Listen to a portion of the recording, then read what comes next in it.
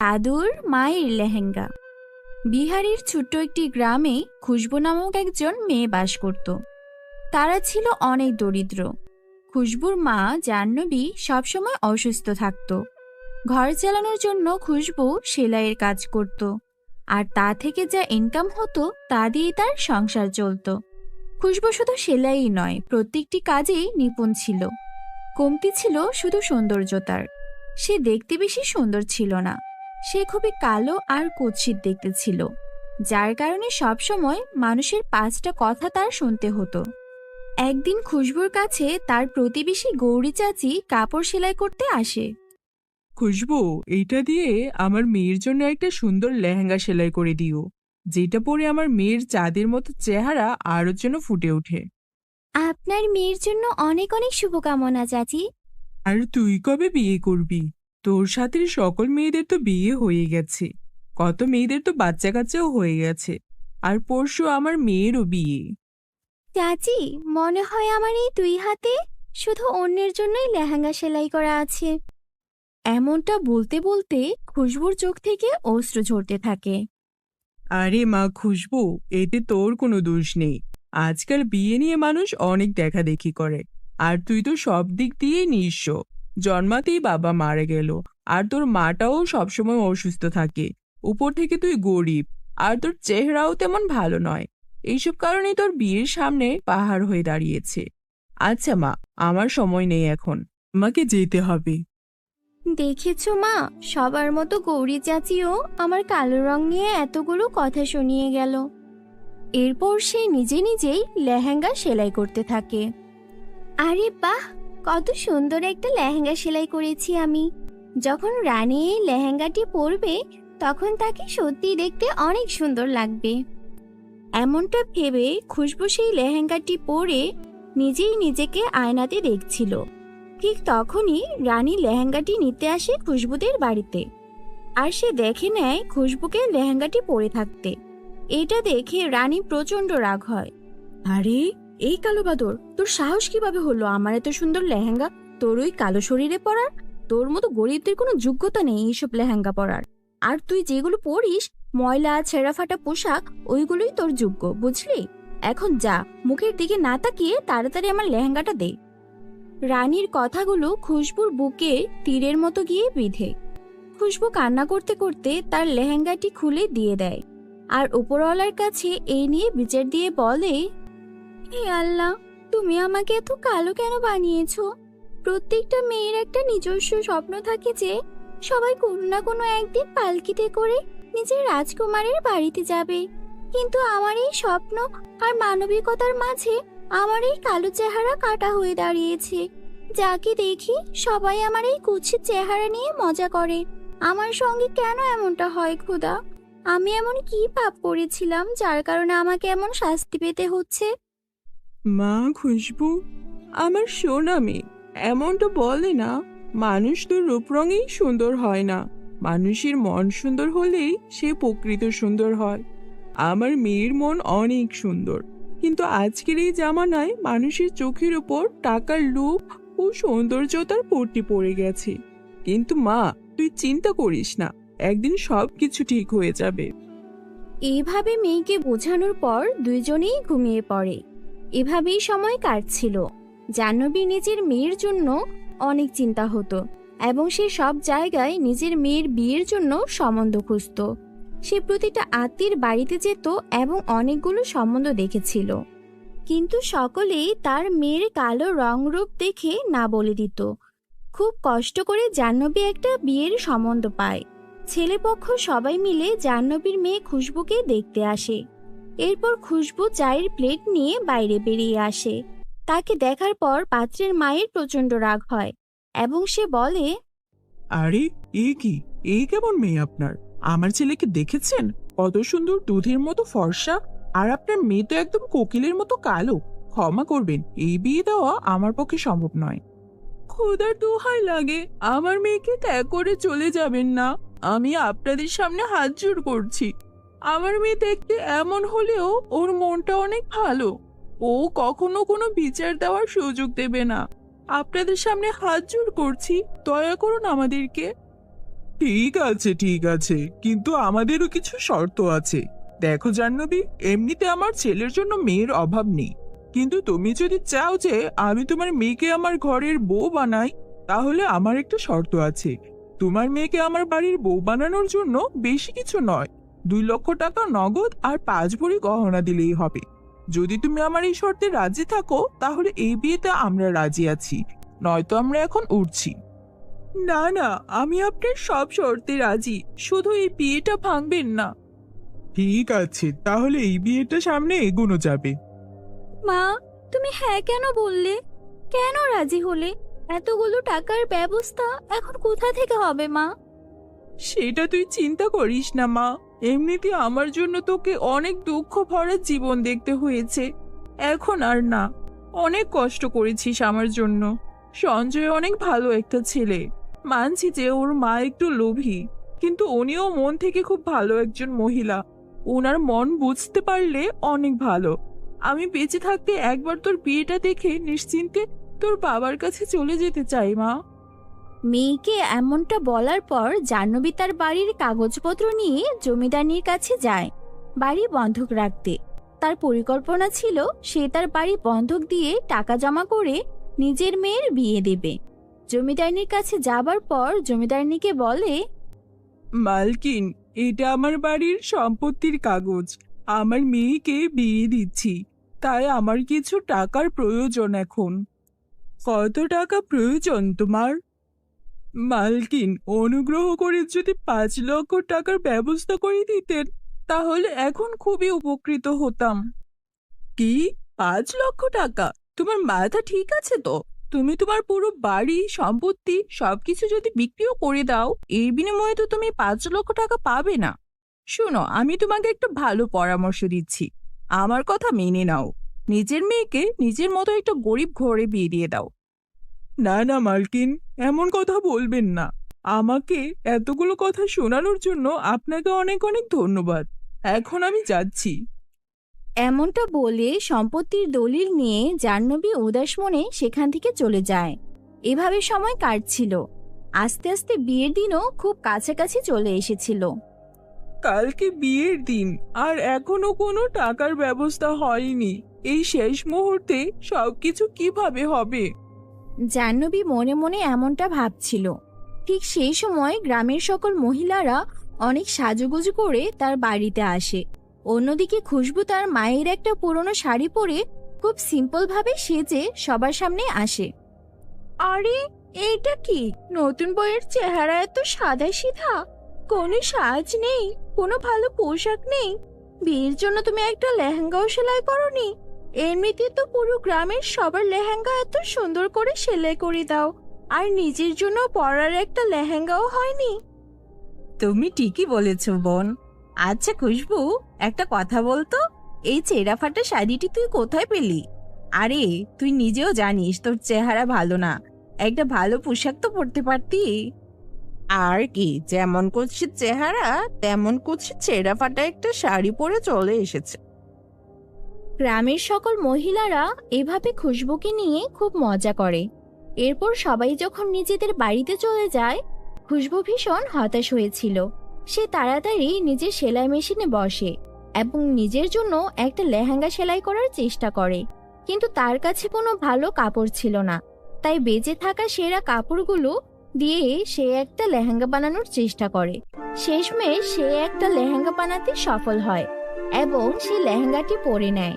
কিন্তু নিজের লেহেঙ্গাটি দেখে খুশবু নিরাশ হয়ে কান্না করে দেয়। হে আল্লাহ, শেষমেশ আমার সাথেই এমনটা কেন? তুমি আমাকে এত গরিব আর কুৎসিত কেন বানালে? সমাজে এমন কেউ নেই যে আমার মনের অবস্থাটা বুঝবে। না পাত্রপক্ষের চাহিদা পূরণ করার মতো টাকা আছে, না আমার কাছে পরার মতো কিছু ঠিক মতো একটা লেহেঙ্গা আছে। একটা মেয়ের বিয়ে লেহেঙ্গা ছাড়া অসম্পূর্ণই থেকে যায়। এমনটা বলে খুশবু অসহায়ের মতো কান্না করছিল। ঠিক সেই সময় তার চোখের অশ্রু তার সেই লেহেঙ্গার উপর গিয়ে পড়ে, আর সঙ্গে সঙ্গে সেখানে একটি চমৎকার হয়। তার ছেঁড়া ফাটা সেই লেহেঙ্গাটি অনেক সুন্দর চকচকে দারুণ রঙের একটা লেহেঙ্গাতে পরিণত হয়ে যায়। খুশবু ভীষণ অবাক হয়ে যায়। এবং নিজের লেহেঙ্গাটি দেখে বলে, আরে আমার লেহেঙ্গাটা তো অনেকগুলো কাপড় দিয়ে জোড়া দেওয়া ছিল আর অনেকগুলো জায়গা থেকে ছেঁড়া ছিল, তাহলে হঠাৎ করে এই লেহেঙ্গাটি এত সুন্দর হয়ে গেল কিভাবে? আর অন্যদিকে যেমন ভাবে এটা হোক না কেন, খুশবু নিজে লেহেঙ্গাটি দেখে অনেক খুশি ছিল এবং সে আয়নার মধ্যে নিজেকে দেখে বলে, সত্যি দেখতে অসাধারণ, কোনো তুলনা হয় না। কিন্তু লেহেঙ্গা যতই সুন্দর হোক, এটা তো আমার কালো ও কুৎসিত রংকে আড়াল করে পারছে না। যদি ভাগ্য এমন হতো যে আমার চেহারাটাও এই লেহেঙ্গার মতো অনেক সুন্দর হয়ে যেত। খুশবু মুখ থেকে এমন কথা বের হতে না হতেই খুশবু অনেক সুন্দর পরীর মতো একটা মেয়েতে রূপান্তরিত হয়ে যায়। তাকে পরী থেকে কম কিছু দেখাচ্ছিল না। কি, এটা আমার রূপ? কিন্তু হঠাৎ করে আমি এত সুন্দর হয়ে গেলাম কিভাবে? ঠিক তখনই খুশবু নজর পড়ে তার চকচকে লেহেঙ্গাটির উপর। তার বুঝতে বাকি থাকে না যে এই সব কিছু তারই জাদুর লেহেঙ্গারই জাদু। জানি না এটা কেমন করে হলো, তবে আমার এই লেহেঙ্গাটি জাদুর লেহেঙ্গা হয়ে গেছে, আর এই সব কিছু এই জাদুর লেহেঙ্গারই কাজ। আচ্ছা, আমি যদি এই লেহেঙ্গার কাছ থেকে আর কিছু চেয়ে দেখি। হে আমার জাদুর লেহেঙ্গা, আমার বিয়ের জন্য তুমি কি আমাকে গহনা এবং সাজুগুজুর জিনিস দিতে পারবে? এমনটা বলতে না বলতেই তার সামনে তার সকল গহনা এবং সাজুগুজুর সকল জিনিস হাজির হয়ে যায়। তখন ওই দিক থেকে খুশবুর মা খুব হতাশ হয়ে বাড়িতে ফিরে এটা দেখে খুশবু তার মাকে জিজ্ঞেস করে, কি হয়েছে মা? তোমাকে এত বেশি দুঃখী এবং চিন্তিত দেখাচ্ছে কেন? আমাকে ক্ষমা করে দে মা, আমি তোর জন্য কিছুই করতে পারলাম না। আমি জমিদার, পঞ্চায়েত, এমনকি বড় বড় অনেক সাহেবের বাড়িতেও গিয়েছি, কিন্তু কেউ আমাকে সাহায্য করেনি। তোর জন্য আমি একটা টাকাও জোগাড় করতে পারিনি। এখন তো এটা ভেবেই আমার জান বেরিয়ে যাচ্ছে যে বরযাত্রী ফিরে না যায়। মা, এখন থেকে তোমার কোনো জিনিস নিয়ে কোনো প্রকার চিন্তা করার প্রয়োজন নেই। বরযাত্রী আসার সময় হয়ে গেছে, তুমি শুধু এখন দেখতে থাকো। বরযাত্রীর সকল চাহিদা আমরা অবশ্যই পূরণ করব। কিন্তু কিভাবে মা? বরযাত্রীরা আসছে, মাত্র কিছুক্ষণ সময় বাকি আছে। এর মধ্যে এত কিছুর ব্যবস্থা কিভাবে হবে? হে জাদুর লেহেঙ্গা, আজকে এখানে আমার মায়ের মান সম্মানের ব্যাপার। তুমি আমার মায়ের মান সম্মান রক্ষা করো। খুশবু এমনটা বলতে না বলতেই তার জাদুর লেহেঙ্গার মধ্য থেকে সেখানে অনেক সোনা এবং টাকার মেলা লেগে যায়। এইসব দেখে জাহ্নবী ভীষণ অবাক হয়ে যায়। এরপর খুশবু তার মাকে জাদুর লেহেঙ্গার ব্যাপারে সবকিছু খুলে বলে। সবকিছু শোনার পর তার মা অনেক বেশি খুশি হয় এবং বলে, খোদার কাছে লাখ লাখ শুক্রিয়া, আজকে খোদার কারণেই এত কিছুর ব্যবস্থা হতে পেরেছে। খুশবু, সত্যিই আমি অনেক ভাগ্যবতী যে আমি মেয়েরূপে তোকে পেয়েছি। এখন শুধু তুই দেখ মা, আমি তোর বিয়েতে কত বড় অনুষ্ঠান করে দেই। জাহ্নবী সেই সব টাকা দিয়ে খুব ভালোভাবে বিয়ের প্রস্তুতি নেয়। কিছুক্ষণের মধ্যে বরযাত্রী চলে আসে। পুরো গ্রামবাসীরা বিয়ের এত সুন্দর প্রস্তুতি দেখে ভীষণ অবাক হয়। ঠিক তখনই সেখানে খুশবু আসে। আরে, এইটা কি আশ্চর্য!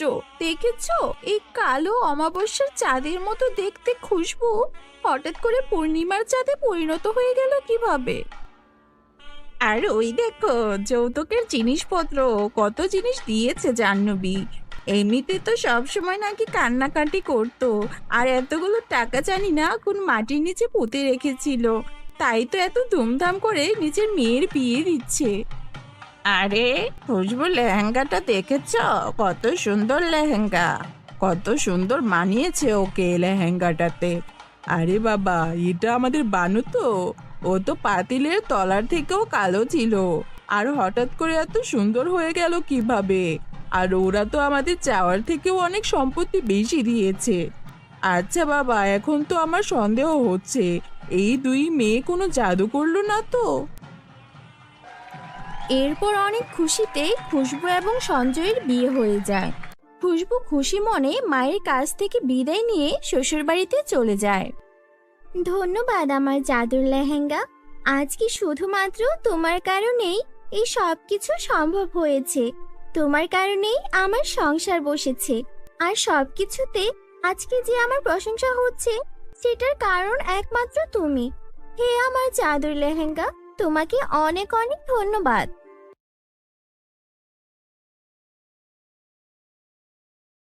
এরপর দেখুন ৩ গর্ভবতী ফুলপরীর জাদু। ৩ গর্ভবতী ফুলপরীর জাদু। এক উজ্জ্বল বাগানের মাঝে ৩ ফুলপরী রোজি, লিলি ও ডেইজি বসে কথা বলছিল। তারা সবাই গর্ভবতী, কিন্তু কিছুদিন আগে এক জাদুকর্ণী ভবিষ্যৎবাণী করেছে যে তাদের কোনো সন্তান হবে না। ডেইজি পরী বলে, আমি কল্পনাও করতে পারছি না আমরা মা হব না। লিলি কাঁদতে কাঁদতে বলে, আমাদের কি কোনো আশা নেই? ওই জাদুকর্ণীর অভিশপ্ত জীবনকে এখন আমাদের পার করতে হবে। কিন্তু তখন রোজি বলে ওঠে, কেন নয়, আমরা পড়ি, যেখানে আমরা মানুষদের সাহায্য করি সেখানে আমরা নিজেদের সাহায্য করতে পারবো না? যেভাবেই হোক আমাদের এই বিপদ দূর করতেই হবে। আমাদের সাহায্যের জন্য প্রার্থনা করতে হবে। ঠিক তখনই এক রহস্যময়ী বৃদ্ধা সেখানে উপস্থিত হয়। তার হাতে ছিল ঝলমলে এক আপেল। বৃদ্ধা বলতে শুরু করে, ও হে সুন্দরী পরীরা, দুঃখ করো না, এই আপেল জাদুর। তোমরা যদি এটা ভাগাভাগি করে খাও তাহলে এক অলৌকিক ঘটনা ঘটবে। ৩ পরী একে অপরের দিকে তাকায়। তারপর আপেলটি তারা ৩ ভাগ করে খায়। মুহূর্তের মধ্যে এক ঝলমলে আলো তাদের চারপাশ ঘিরে ফেলে। আলো ধীরে ধীরে কমে আসে। তারপর তারা দেখে যে তাদের সামনে ৩টি ছোট্ট শিশুকন্যা দাঁড়িয়ে আছে। বন্ধুরা, তোমরা যারা যারা আমাদের চ্যানেলে গল্পটি দেখছো, তোমাদের নাম কমেন্টে লিখে জানাও। আমরা এরপরের গল্পটি তোমাদের নাম দিয়েই বানাবো। তারা জ্বলজ্বল করছে, যেন তারা নিজেরাই জাদুর তৈরি। এই কি, ওরা আমাদের সন্তানেরা! লিলি পরী আনন্দে নেচে ওঠে। আমার কাছে তো ওদের পরীর চেয়েও বেশি শক্তিশালী মনে হচ্ছে। কেমন আলো ঝলমল করছে, এমনটা তো আগে দেখিনি। ডেইজি বাচ্চাগুলোর দিকে তাকিয়ে দেখে ওদের চোখেও কেমন যেন জাদুর শক্তি। চোখগুলো কেমন চকচক করছে। বন্ধুরা, তোমরা যারা যারা গল্পটি দেখছো, তোমাদের নাম কমেন্টে লিখে জানাও। আমরা নেক্সট গল্প তোমাদের নাম দিয়ে বানাবো। ঠিক তখনই আকাশ থেকে হাসির শব্দ ভেসে আসে। আকাশ থেকে এক জাদুকর্ণী ভেতর থেকে নেমে আসে। এই যে পরীরা, তোমাদের বিশ্বাসে এই অলৌকিক ঘটনার জন্ম দিয়েছে। তোমাদের সন্তানেরা কোনো সাধারণ শিশু নয়, তারা ৩ জাদুর কন্যা। একদিন তারা দুনিয়ার আলো হবে। ৩ পরী আনন্দে একে অপরকে জড়িয়ে ধরে। ৩ জাদুকন্যা মিষ্টি হেসে আকাশের দিকে তাকায়। এভাবেই দিন কাটছিল অনেক আনন্দে। রোজি পরী, ডেইজি পরী, লিলি পরী রাজপ্রাসাদের ঝলমলে কক্ষে বসে আছে। তাদের সামনে ৩টি ছোট্ট শিশু খেলা করছে। ওদের নাম ওদের মায়েরা রেখেছে রুবি, আম্বার ও ফিওনা পরী। কিন্তু আজ রাতটা অন্য রাতগুলোর মতো নয়, কেননা আজ জাদুর কন্যাদের জন্মদিন। রোজি পরী অনেক বেশি উত্তেজিত ছিল। সে বলতে থাকে, এত দ্রুত বছর কেটে গেল, মনে হয় যে কালই ওরা আমাদের জীবনে এসেছে। লিলি পরী হাসতে হাসতে বলে, কিন্তু রোজি, তুমি কি লক্ষ্য করেছো, ওরা সাধারণ শিশুর মতো মোটেও নয়। ডেইজি আতঙ্কিত কণ্ঠে বলে, হ্যাঁ, আমি তো কাল রাতে দেখেছি ফিওনা হাওয়ার মধ্যে উড়ে বেড়াচ্ছিল। ৩ পরী আতঙ্কিত হয়ে একে অপরের দিকে তাকায়।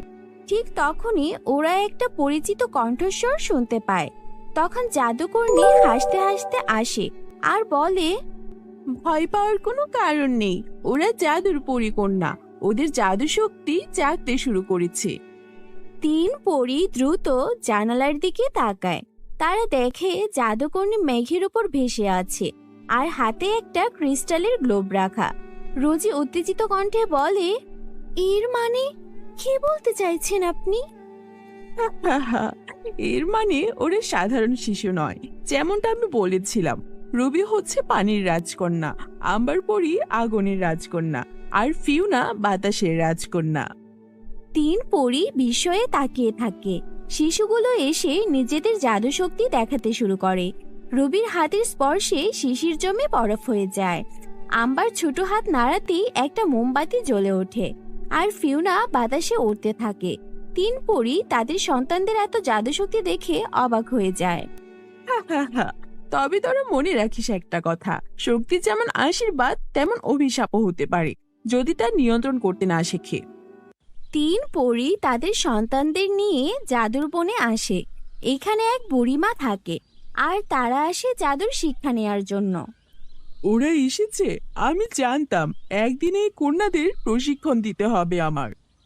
ডেইজি পরী বলল, পরিমা, তুমি কি ওদের সাহায্য করতে পারবে?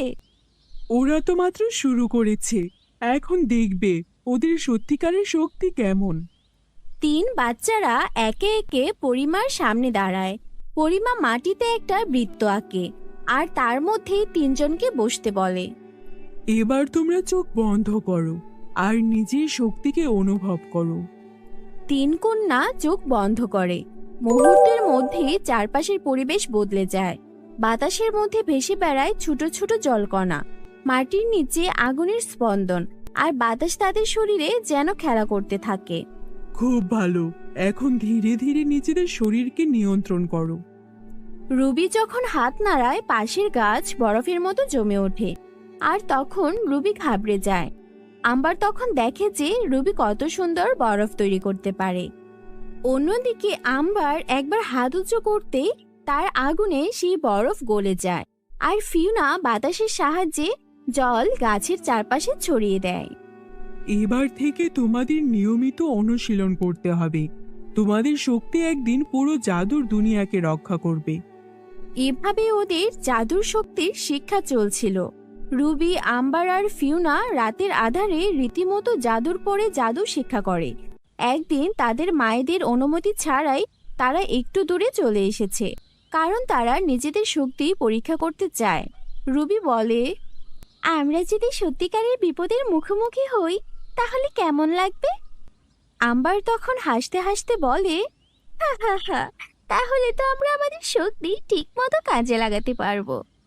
ফিওনা দুশ্চিন্তায় বলে, কিন্তু মা বলেছে এই বনের গভীরে বিপদ আছে, আমার ভয় করছে। তারা আরো কিছুটা এগিয়ে যায়। তখন ঘন ধোঁয়ায় চারপাশ ঘিরে ধরে, আর এক ভয়ঙ্কর গর্জন শোনা যায়। কে আমার রাজ্যে প্রবেশ করলো? কার এত বড় সাহস?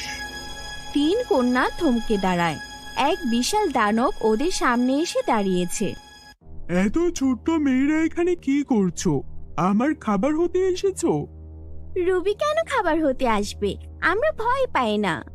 রুবি তার বরফের শক্তি ব্যবহার করে দানবকে থামানোর চেষ্টা করে, কিন্তু কোনোভাবেই পারে না। আর তখন আম্বার আগুন ছুড়ে, কিন্তু তাতেও কোনো লাভ হয় না। ফিওনা তখন তার মতো করে বাতাসের শক্তিতে দানবকে পাকড়াও করে ফেলে। তোমরা আমাকে এভাবে কাবু করেছো কিভাবে? আমাকে এভাবে কাবু করলে কিভাবে? আমি তো হচ্ছে ধোঁয়ার মানব, আমাকে কাবু করা তো সহজ ছিল না। আমরা তিন বোন আমাদের জাদু শক্তি দিয়ে তোমাকে ফাঁদে ফেলেছি। হা হা হা, আমরা জিতে গেছি। ওরা দানবকে হারিয়ে সেখান থেকে হাসতে হাসতে ফিরে আসে। এইদিকে ওদের মায়েরা ওদেরকে খুঁজে না পেয়ে চিন্তায় অস্থির হয়ে যায়। অন্যদিকে বুড়িমাও ওদেরকে খুঁজে পায় না। তখন তারা এসে ওদের তিনজনের কীর্তি দেখে নেয়, যে কিভাবে ওরা একটা বিশাল দানবকে হারিয়ে দিয়েছে। সেই দিন থেকে পরীরা বুঝতে পারে যে তারা কোনো সাধারণ কন্যা শিশুকে জন্ম দেয়নি, আর এই কন্যা শিশুরাই ভবিষ্যতে পুরো রাজ্যকে একদম জাদু শক্তিতে সমৃদ্ধ করে রাখবে। এরপর থেকে ওরা এভাবেই দারুণ দারুণ সব জাদু করতে থাকে, আর ওদের মায়েদের নিয়ে সুখে শান্তিতে দিন কাটাতে থাকে। এরপর দেখুন সোনার গরু। কৃষ্ণপুর নামের এক গ্রামে রতন চাষির একটা গরু ছিল। রতন সময়ে সময়ে জমিতে চাষ করার পাশাপাশি তার গরুকে নিয়ে ঘাস খাওয়াতে যেত, আর এই গরুটাকে নিজের সন্তানের মতোই বড় করে তুলেছিল। রতন তার গরুর নাম রাখে লালি, লালি রতনের নিজের ছেলের মতোই ছিল। বুঝলি লালি, সবাই বলে তোকে বিক্রি করে দিয়ে একটা গাই বাছুর কিনে আনতে, কিন্তু তুই যে আমার ছেলে, ছেলেকে কি কখনো বিক্রি করা যায়? সবাই যাই বলুক, আমি তোকে কখনোই বিক্রি করব না। তুই আমার ছেলে, বুঝলি? গরু তো কিছুই বলতে পারে না, শুধু মাথা নাড়ায়। রতন ওর গরুকে এত ভালোবাসি দেখে রতনের বউ খুবই বিরক্ত হতো। তোমার এই গরুর প্রতি ভালোবাসা কবে শেষ হবে শুনি? সবাই বলছে লালিকে বিক্রি করে একটা গাই বাছুর নিয়ে আসতে, তাহলে তো দুধ পাওয়া যাবে। গাই বাছুর ছাড়া গরু পেলে কি কোনো লাভ আছে? শুনো, তুমি অত বুঝো না, বুঝলে? আমি আমার জমির ধান বেচে তারপর একটা গাই বাছুর কিনে আনবো। ইস, খুব জমির ধান বেচে গাই বাছুর কিনে আনবো? তা সে কয় টাকার ধান বেচবে? তোমার তো 20 মণ ধানও হয় না। একটা গাই বাছুরের দাম জানো? এর যে বলি কি লালিকে বিক্রি করো, তাহলে একটার জায়গায় 2টা গাই বাছুর আনতে পারবে। আমরা গায়ের দুধও বিক্রি করতে পারবো, আর গায়ে যখন বাছুর দেবে তখন বাছুর আমরা বড় করতে পারবো। এত আবেগ দিয়ে কি দুনিয়া চলে? তুমি একটা গরিব চাষি, আর চাষিদেরও তো আবেগ থাকতে হয় না। তুমি অনেক কথা বলো, তোমার সঙ্গে এত কথা বলার সময় এখন নেই। লালিকে নিয়ে আমি নদীতে যাচ্ছি, ওকে গোসল করাতে হবে। এই বলে রতন লালিকে নিয়ে নদীতে চলে গেল। বন্ধুরা, তোমরা যারা যারা গল্পটি দেখছো তোমাদের নাম কমেন্টে লিখে ফেলো। আমরা পরবর্তী গল্প তোমাদের নাম দিয়ে বানাবো। আর হ্যাঁ, এরপরে জাদুর কোন গল্পটি দেখতে চাও তাও জানাতে ভুলো না যেন। বুঝলি লালি, সবাই এখনো তোকে নিয়ে নানা রকম কথা বলে, কিন্তু আমি তো জানি তুই আমার বুকের ধন, তোকে আমি কখনোই বিক্রি করব না। এইসব বলতে বলতে রতন কখন নদীর ভেতরে চলে যায় টেরই পায় না। রতন নদীর ভেতরে গিয়ে হাবুডুবু খেতে থাকে। লালু সবটা বুঝতে পারে, কিন্তু তারপরও কিছু করে উঠতে পারছিল না। অবলা জীব শুধু চোখের পানি ফেলতে থাকে। তখন লালি মনে মনে কিছু একটা বলতে শুরু করে, আর সঙ্গে সঙ্গে সেখানে একটা পরী এসে প্রকট হয়। কে কে আমাকে ডেকেছে? এই, তুই আমাকে ডেকেছিস? এই অবলা প্রাণীটা মন থেকে আমাকে ডেকেছে, তাই তো আমি এখানে চলে এসেছি। নিশ্চয়ই এই প্রাণীটার মালিক হচ্ছে এই লোকটা, একে তো বাঁচাতেই হবে। পরী তারপর রতনকে বাঁচিয়ে নদীর কিনারে নিয়ে আসে, আর লালি তখন পাশেই দাঁড়িয়েছিল। পরী তখন রতনের জ্ঞান ফেরায় আর বলে, তুমি অনেক ভাগ্যবান চাষি, তুমি এমন একটা প্রাণী পেয়েছো যে কিনা তোমার বিপদে মন থেকে সাহায্য চেয়েছে, আর তার সাহায্যের ডাকে আমি সাড়া দিয়ে তোমাকে বাঁচাতে এসেছি। এই অবলা প্রাণীটা তোমার জন্য সত্যি অনেক সৌভাগ্যজনক। হ্যাঁ, আমি তো জানি, আমি ওকে আমার নিজের ছেলের মতোই ভালোবাসি। ও কথা বলতে না পারলেও ওর চোখের ভাষা আমি বুঝি। ও আমাকে অনেক ভালোবাসে। সামান্য কটা টাকার জন্য আমার স্ত্রী আর পরিবারের সবাই চায় আমি যেন লালিকে বিক্রি করে দেই, কিন্তু লালিকে বিক্রি করা আমার পক্ষে সম্ভব নয়। লালি আমার ছেলের মতো, আমি যে কি করব বুঝে উঠতে পারছি না। আজকে লালি আমার প্রাণও বাঁচালো, আমি যে ওর কাছে চিরকৃতজ্ঞ হয়ে গেলাম। তুমি যখন তোমার গরুকে এত ভালোবাসো, তাহলে আমি এই গরুকে সাধারণ থেকে অসাধারণ বানিয়ে দিচ্ছি। এই গরু তোমার সব দুঃখের অবসান করবে, তবে মনে রেখো কখনো যেন লোভ করো না। কি বলছেন পরি আপনি? এমন কি করবেন যাতে আমার লালি অসাধারণ হয়ে যায়? দেখোই না আমি কি করি। তুমি এক কাজ করো, নদী থেকে মাটি তুলে আনো, আর সেই মাটি তোমার লালির গায়ে প্রলেপ দিয়ে দাও। মাটি তুলে এনে লালির গায়ে প্রলেপ দেব? ওই শরীর তো নোংরা হয়ে যাবে, পরে তো আবার গোসল করাতে হবে। ওহো চাষি, তুমি দেখছি ভারী কথা বলো। এত কথা বলা ঠিক নয়। তুমি যা বলছি তাই করো, লালির গায়ে মাটির প্রলেপ দাও দেখি। পরীর কথা মতো তখন সেখানে রতন মাটি নিয়ে এসে গরুর গায়ে প্রলেপ দিতে শুরু করলো। প্রলেপ দেওয়া শেষ হয়ে গেলে পরী গিয়ে তার জাদুর কাঠি লালির গায়ে ছোঁয়ালো। সঙ্গে সঙ্গে লালি একটা সোনার গরুতে পরিণত হলো। এই কি কাণ্ড! আমার লালি তো সোনার গরু হয়ে গেছে। ওর কোনো ক্ষতি হবে না তো? ওর কোনো কষ্ট হচ্ছে না তো? না না, আমার সোনার গরুর দরকার নেই। আপনি আমার লালিকে আগের মতো করে দিন পরি। আরে না না, তোমার ছেলে তোমার লালি একদম সুস্থ আছে।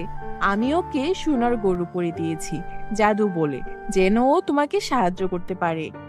লালি তো ছেলে, ও তো তোমাকে দুধ দিতে পারবে না, বাছুরও দিতে পারবে না, কিন্তু যখনই তোমার টাকার দরকার হবে লালির গায়ে 3 বার হাত বোলাবে, লালি ওর মুখ থেকে স্বর্ণমুদ্রা বের করে দিবে তোমায়। এবার আমি চলি। এই বলে পরী সেখান থেকে অদৃশ্য হয়ে গেল। রতন লালির গায়ে 3বার হাত বুলালো। সঙ্গে সঙ্গে লালির মুখ থেকে সোনার মুদ্রা ঝরে পড়তে লাগলো। একই কাণ্ড, আমার লালি দেখছি সোনার গরু হয়ে গেছে। যাই যাই, এখনই গিন্নিকে গিয়ে বলি। গিন্নি সবসময় আমাকে গালমন্দ করেছে, আমি লালিকে ভীষণ ভালোবাসি, তাই আজকে লালি আমার জীবন পরিবর্তন করে দেবে। চল লালি চল। তারপর রতন তার গরুকে নিয়ে বাড়িতে আসে। রতনের সঙ্গে এমন একটা সোনার গরু দেখে রতনের স্ত্রী অবাক হয়ে যায়। এ কি কাণ্ড, তুমি এই গরুটা কোথা থেকে আনলে? এ তো দেখছি সোনার গরু। এত দামি গরু কোথায় পেলে গো? আরে না না, এটা দামি গরু নয়, এটা আমাদের লালি। লালি পরীর আশীর্বাদ পেয়েছে, পরী লালিকে আশীর্বাদ দিয়েছে, তাই লালি সোনার গরু হয়ে গেছে।